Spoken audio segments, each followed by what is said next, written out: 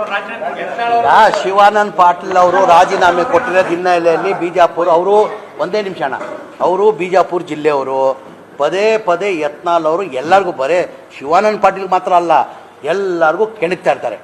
ದಮ್ಮಿದ್ರೆ ತಾಕತ್ತಿದ್ರೆ ದಮ್ಮಿದ್ರೆ ತಾಕತ್ತಿದ್ರೆ ಹೌದು ತಾನೆ. ಎಲ್ಲರಿಗೂ ಒಬ್ರಿಗೆ ಶಿವಾನಂದ ಪಾಟೀಲ್ಗಂತ ಇಲ್ಲ, ಎಲ್ಲರಿಗೂ ಏನು ಮಾಡ್ತಾರೆ, ಎಲ್ಲರಿಗೂ ಸವಾಲು ಹಾಕಿ ಎಲ್ಲರಿಗೂ ಒಂಥರ ಚಾಲೆಂಜಾಗಿ ಮಾತಾಡ್ತಾರೆ. ದಮ್ಮಿದ್ರೆ ತಾಕತ್ತಿದ್ರೆ ರಾಜೀನಾಮೆ ಕೊಡಿ ಬನ್ನಿ ಅಂತ.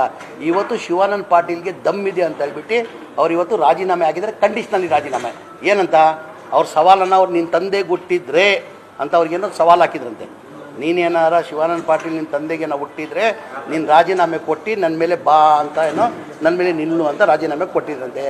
ಆ ಕಾರಣಕ್ಕೆ ಏನು ಮಾಡಿದ್ದಾರೆ, ಅವರು ರಾಜೀನಾಮೆ ಕೊಟ್ಟಿದ್ದಾರೆ, ರಾಜೀನಾಮೆ ಕೊಟ್ಟು ಕಂಡೀಷನಲ್ ಹಾಕಿದ್ದಾರೆ. ಈಗ ಅವರು ರಾಜೀನಾಮೆ ಕೊಡಲಿ, ನಾನು ಅವ್ರ ಮೇಲೆ ಚುನಾವಣೆ ನಿಲ್ಲಕ್ಕೆ ನಾನು ಸಿದ್ಧ ಅಂತ.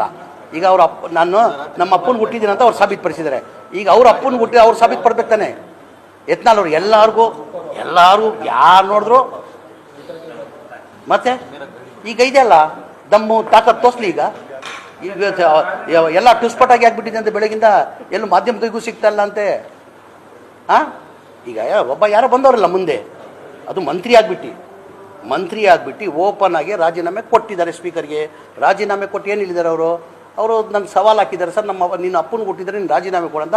ನಾನು ನಮ್ಮ ಅಪ್ಪನಿಗೆ ಕೊಟ್ಟಿದ್ದೀನಿ, ನಾನು ಇವತ್ತು ರಾಜೀನಾಮೆ ಕೊಟ್ಟಿದ್ದೀನಿ.